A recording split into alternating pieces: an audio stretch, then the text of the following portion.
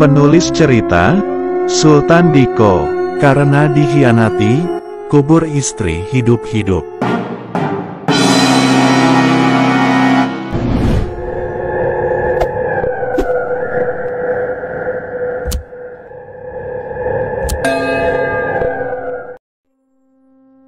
Pak Marzuki, maafkan aku yang telah berbohong. Itu semua dilakukan demi kebaikan Bapak, gumam Darwin. Entah apa yang telah terjadi, mengapa Darwin seolah sangat mengkhawatirkan Idris. Sebenarnya musibah apa yang telah menimpanya, sehingga di bagian perut di bawah rusuk mengalami lebam seperti terkena hantaman benda tumpul, yang membuatnya susah dalam bernapas. Sementara itu informasi yang didapatkan dari Darwin, membuat Idris bertambah yakin bahwa mimpi yang dialaminya bukanlah hanya sebuah bunga tidur saja. Firasatnya mengatakan bahwa mimpi tersebut adalah petunjuk. Hari itu, waktu seolah berjalan begitu cepat, matahari mulai condong ke arah barat. Semua peralatan kerja seperti senter, jaket dan pentungan telah dipersiapkan. Petang itu sesuai jadwal kerja yang telah ditentukan. Tepat jam 3 sore Idris mulai mengayunkan sepeda menuju proyek. Dengan terpaksa untuk malam ini ia tidak ikut serta dalam rencana pengintaian 3 orang misterius yang telah disepakati bersama-sama di masjid subuh tadi. Sekitar 45 menit menempuh perjalanan sepeda, akhirnya ia tiba di proyek. Terlihat Tono yang telah terlebih dahulu datang, sedang duduk bersandar di kursi di dalam pos jaga. Malam ini adalah hari pertama untuk mereka mengemban tugas yang baru sebagai penjaga gudang material. Tanggung jawab ini sangatlah besar, jika terjadi kehilangan, maka merekalah orang yang pertama akan diperiksa. Apakah tidak ada karyawan yang lembur malam ini? Tanya Idris pada Tono setelah selesai memarkirkan sepedanya. Sepertinya tidak ada yang lembur, sekitar 10 menit lalu semua pekerja telah pulang, jawab Tono. Setelah bertanya banyak pada Tono, kemudian Idris duduk di sampingnya. Tidak lama kemudian Marzuki tiba di pos. Sebagai seorang mandor tentunya ia pulang paling terakhir dibandingkan pekerja lainnya. Mengecek dan memastikan kondisi terakhir di lapangan adalah tanggung jawabnya sebagai supervisi. Kang Idris, ini buku monitoring kerja kalian.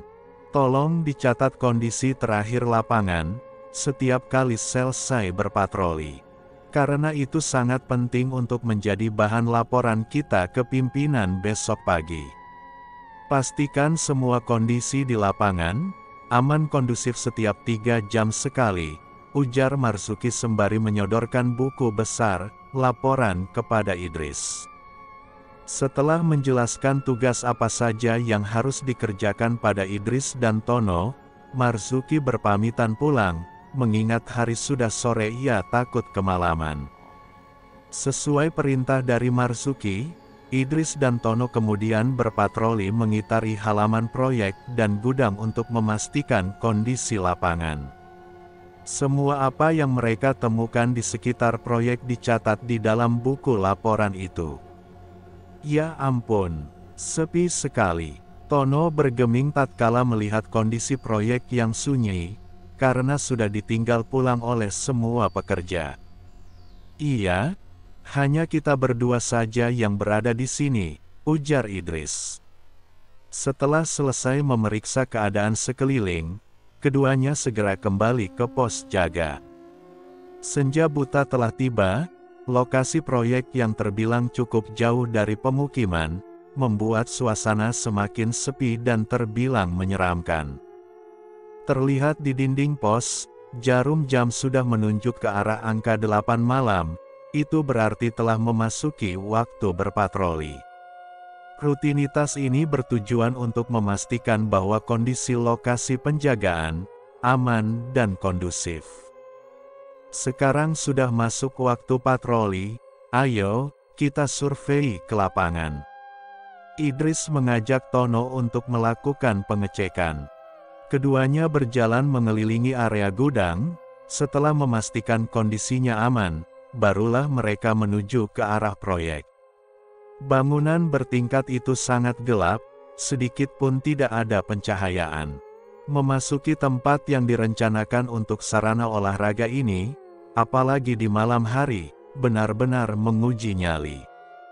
Cahaya tebar yang dihasilkan dari senter, menerangi sudut-sudut gedung olahraga. Bangunan bertingkat 3 ini sangat luas, sehingga membuat bunyi bergema, bila ada suara yang berasal dari dalamnya. Tiba-tiba, tanpa disengaja cahaya tebar senter Tono menangkap sesuatu yang berwarna putih. Buru-buru dialihkannya sorotan lampu berbaterai itu ke arah lain. Kemudian dengan langkah cepat menghampiri Idris yang berada di depannya. Akibat tergesa-gesa karena bulu kuduk mulai meremang, ia menabrak pria yang beberapa hari terakhir ini menjadi sahabat yang tak terpisahkan. Astagfirullah. Idris terkejut karena menerima tabrakan dari arah belakangnya. Emangnya ada apa? Sampai-sampai kamu tidak melihat keberadaanku di depanmu. Sambung Idris dengan nada yang sedikit meninggi. Ada sosok putih di ujung sana, Kang. Seketika itu pula ekspresi Tono berubah menjadi ketakutan. Idris mengedarkan sinar lampu yang memiliki sorotan jauh itu ke arah yang ditunjuk oleh Tono. Ya Tuhan, itu apa? Ya, Idris membatin. Ia bergeming tatkala melihat sekelebat putih, yang nampak bergerak-gerak di jendela gedung yang belum selesai dibangun ini. Kang Idris mau kemana? Tanya Tono yang melihat Idris berjalan perlahan menuju sekelebat bayangan putih itu. Idris seolah tidak mendengar perkataan Tono, ia terus saja berjalan ke arah sosok putih tersebut. Rasa penasaran yang bergejolak di dalam dada, membuatnya mengabaikan perasaan takut. Sedangkan yang Tono sudah merasa berat di tengkuknya sedari tadi, seolah tak ingin jauh lagi. Ia terus saja mengekor sambil memegangi ujung baju bagian belakang Idris. Keduanya bergeming tatkala melihat sekelebat bayangan putih itu seolah berjalan dengan cara melompat-lompat. Keringat dingin mulai membasahi sekujur tubuh, diiringi deru napas yang kian memburu tak beraturan. Kedua menghampiri sekelebat putih itu sembari berjalan mengendap-endap dengan sedikit membungkukkan badan. Pandangan mata yang tak berpaling seolah sebagai isyarat betapa hebatnya rasa penasaran yang bergejolak di dalam dada. Sejurus kemudian Idris menghela napas panjang, lega rasanya tatkala mengetahui bahwasanya sekelebatan bayangan yang hampir membuat nyalinya ciut itu, hanya selembaran karung bekas pelamir yang diikat sekian rupa seperti pocong, di sisi kayu penyangga tangga menuju lantai atas. Tiupan angin malam membuatnya bergerak seperti sedang melompat-lompat. Sial, dasar karung. Bikin orang spot jantung aja. Tono mencerca dan mengambil karung itu, kemudian membuangnya. Idris hanya tersenyum tipis melihat perangai Tono yang kesal tatkala mendapati sebuah karung bekas pelamir berwarna putih, diikat di sebatang kayu kecil seperti pocong. Ini pasti ulah si Udin. Hardik Tono geram. Tidak boleh suuzan dulu sama orang. Karena itu penyakit kecongkakan hati yang paling berbahaya. Idris memperingatkan Tono agar tidak mudah berburuk sangka terhadap orang lain. Karena itu adalah penyakit hati yang berbahaya pada manusia. Bukan suuzan, Kang Idris, kan, tahu sendiri betapa usilnya si Udin. Ujar Tono yang masih kesal atas perbuatan tersebut. Ya sudah, ayo kita lanjut patroli di bagian belakang. Idris mengajak Tono untuk melanjutkan pengecekan ke arah belakang proyek. Selain gelap lokasi ini memang rawan mengalami kemalingan, tempatnya yang masih dihuni semak belukar memudahkan pencuri mengaburkan diri.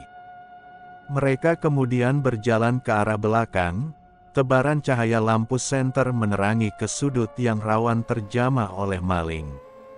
Setelah memastikan kondisi proyek dan gudang material aman dan kondusif, keduanya kembali ke pos jaga.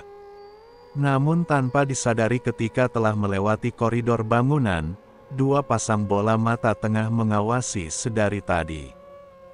Benar dugaanku, sekarang proyek dijaga oleh orang-orang kepercayaannya Marzuki.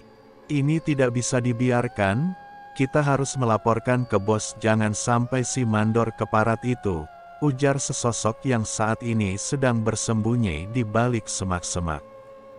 Kemudian kedua sosok pengintai itu bangkit dari persembunyian. Tapi malangnya, saat hendak berlalu satu di antara mereka menginjak kaleng bekas minuman.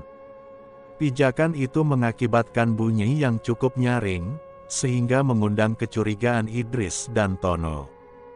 Secara refleks Idris menahan langkah kaki dengan tangannya yang menempel di dada Tono, kemudian mematikan senter sembari memasang lekat-lekat indera pendengaran, untuk mencari tahu dari mana sumber suara itu berasal. Sampai di sini, keheningan terjadi untuk beberapa saat. Dalam kondisi gelap gulita, pandangan mata tak berhenti-hentinya mengedarkan ke seluruh arah. Sebuah pergerakan kecil di dalam semak belukar mengundang perhatian Idris dan Tono. Keduanya berjalan mengendap-endap mendekati dedaunan yang bergoyang.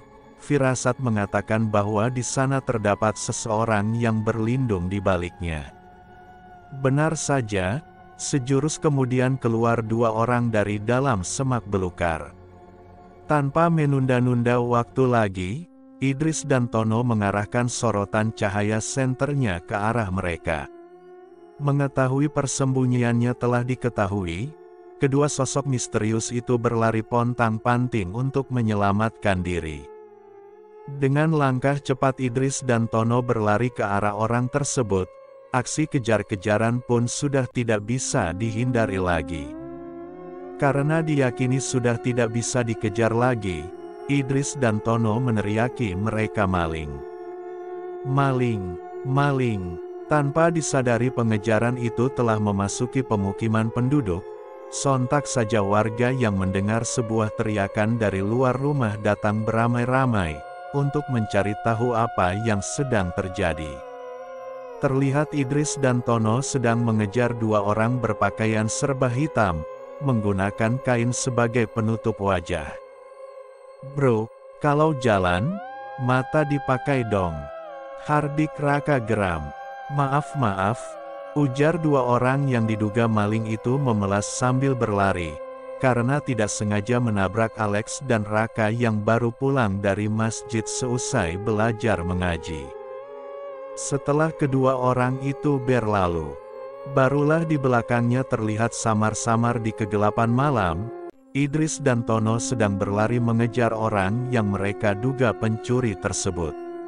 "Alex, tahan kedua orang itu!" teriak Idris dari kejauhan.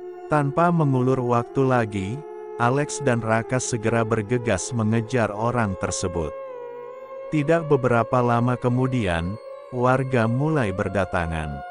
Suara riuh penduduk itu ternyata juga mengundang kedatangan Arman dan Marzuki.